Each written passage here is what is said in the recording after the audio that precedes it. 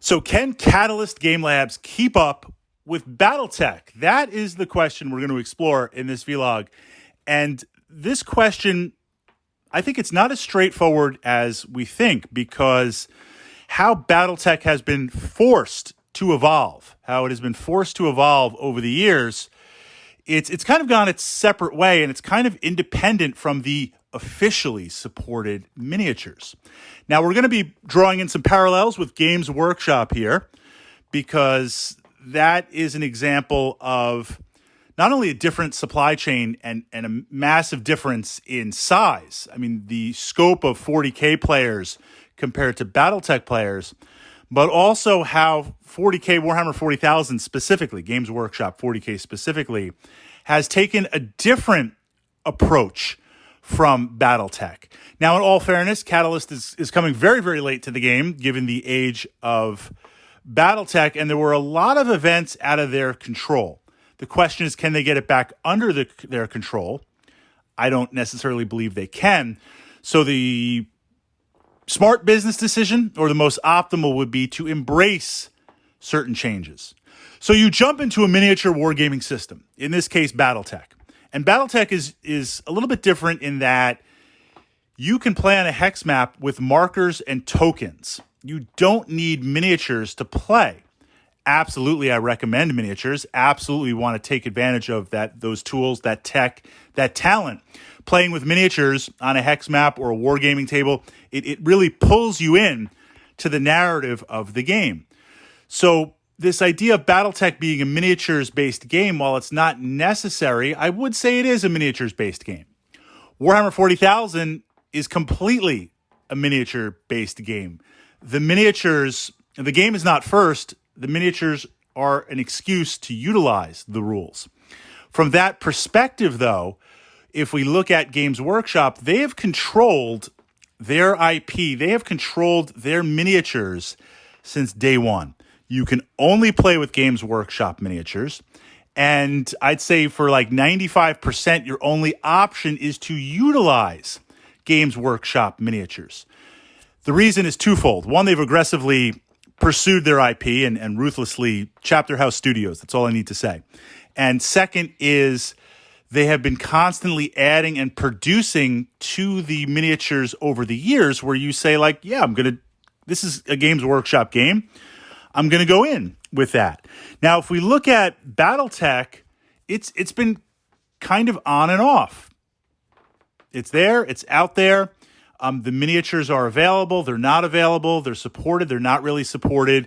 And also, being a smaller community, what we saw aggressively in the past 5-8 years, you see this idea of not only utilizing older miniatures from various sets, which they're still Battletech miniatures, but you've seen the Battletech community aggressively adapt to 3D printed. You can go on tons and tons of sites, get 3D printed tanks, vehicles.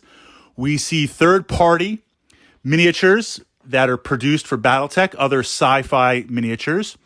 And the community really approaches this from the perspective of being very, very open.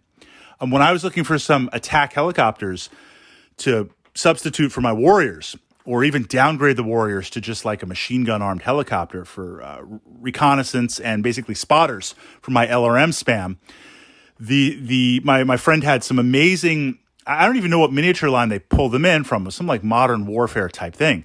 The helicopters looked fantastic. And I'm like, done. So what you see in Battletech is players will bring in other miniatures scaled. And I've never had a problem. It's encouraged. It's embraced. It's part of the Battletech narrative. If you bring in, well, first of all, Games Workshop, you can't bring in other miniatures. I mean, according to the official rules. But even with that, because they are so keyed in, to have substitutes is hard for certain armies. Or you really have to convert, or you really have to proxy. It's a lot of work. And of course, customizations are important from that perspective. So this leads to, for a long time, Battletech was kind of the wild, wild west of things. You had a mixture of older starter sets.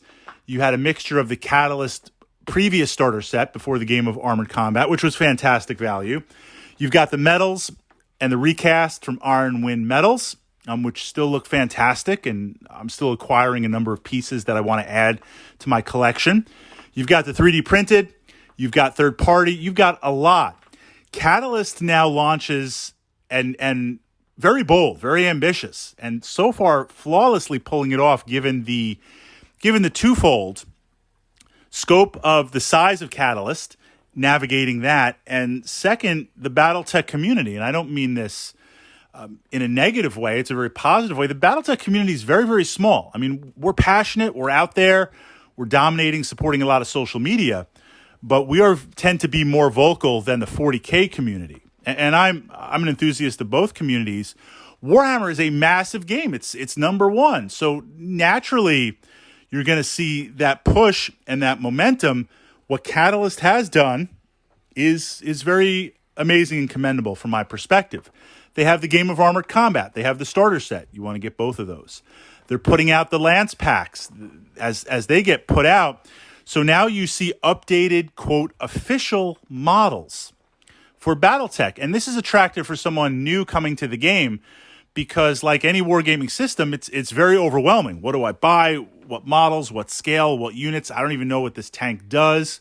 It's very attractive to say, hey, buy the starter set, buy the head-to-head set, pick up a couple of Lance packs, pick up the tech manual, you become comfortable, you talk to the community, you interface, you get some ideas, and you learn more and more. And now you say, okay, I'll add on some 3D printed mechs.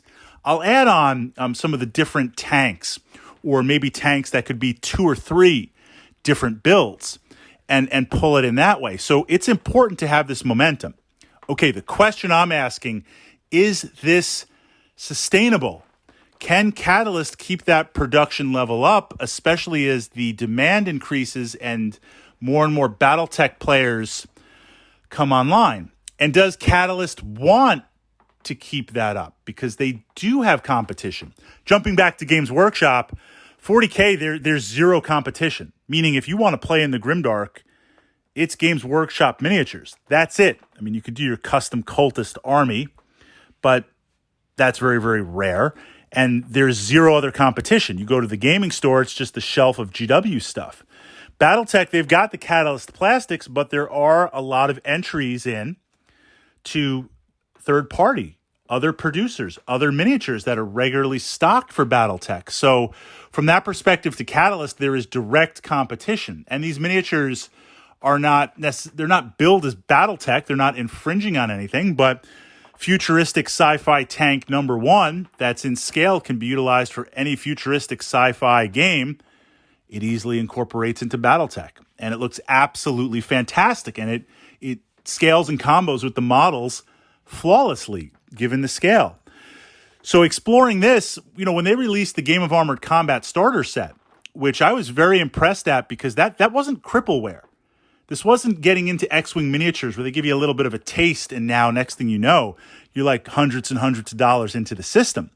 You still can pick up the Game of Armored Combat starter set and that's it. You could play that forever. You could play that for a long time. You've got some of the major mechs. You could put together some nice little battle groups. You can explore the different missions. It's got enough maps. Production value is amazing. I wouldn't even call it a starter set. I mean, technically it's not. It's a Game of Armored Combat.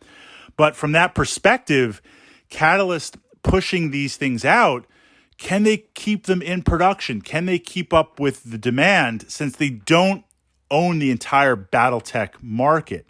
There are other potential producers. There are other potential ways in. That's my concern. I'm really hoping they can.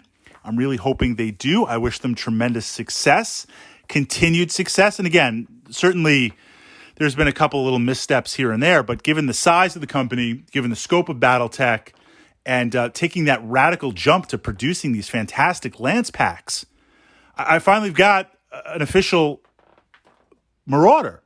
I've got an official Warhammer. I've got an official Rifleman. Phoenix Hawk. Valkyrie. Absolutely T-Bolt, awesome, absolutely amazing from that perspective. And naturally, I want more. We want to do more. We want to play more. Absolutely. But I'm hoping that they're able to continually navigate that and keep this golden age of Battletech literally moving forward.